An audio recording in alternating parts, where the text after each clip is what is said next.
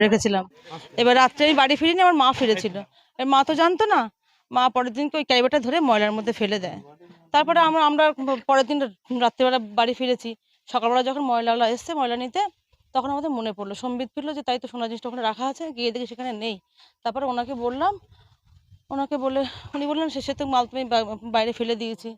তারপরে অনেক কিছু করে বিশ্ববিদ্যালয়ের কাছে, কাউন্সিলের কাছে গেলাম। গিয়ে অনেক সবার থেকে হেল্প নিয়ে তাপসীদি, বিশেষ করে তাপসীদি আমাদের ভীষণ হেল্প করেছে। উনি আমাদের আশ্বস্ত করেছেন যে, "আপনি পাবেন, এখানে থাকলে নিশ্চয়ই পাবেন।" তারপরে জিনিসটা আমি পেয়েছি। খুব ভালো লাগছে। ওনাকে আমার অনেক প্রচুর অসংখ্য ধন্যবাদ। হ্যাঁ, ওনাকে আমি খুশি করবো এটাও বলেছি। ওনার স্ত্রী ক্যান্সার আক্রান্ত, উনি যেন ভালো হয়ে যান এটা আমি প্রার্থনা করেছি ঈশ্বরের কাছে। আমি কিছু ওনাকে হেল্পও করব। আর দিদিরা যেভাবে করেছেন, দিদিরা দাদারা যারা থাকেন এই ময়লা খোলায়, তাপসী রায়চৌধুরী বা আর যারা থাকেন, দিদিরা দাদারা সবাই খুব আমাকে আশ্বস্ত করেছেন, বলেছেন জিনিসটা আপনি পাবেন, পাবেন, ঈশ্বরকে ডাকুন, পাবেন। খুব ভালো লাগছে। আমার এটা অনেক কষ্টে করা জিনিস তো, আমি পেয়েছি, আমার খুব ভালো লাগছে।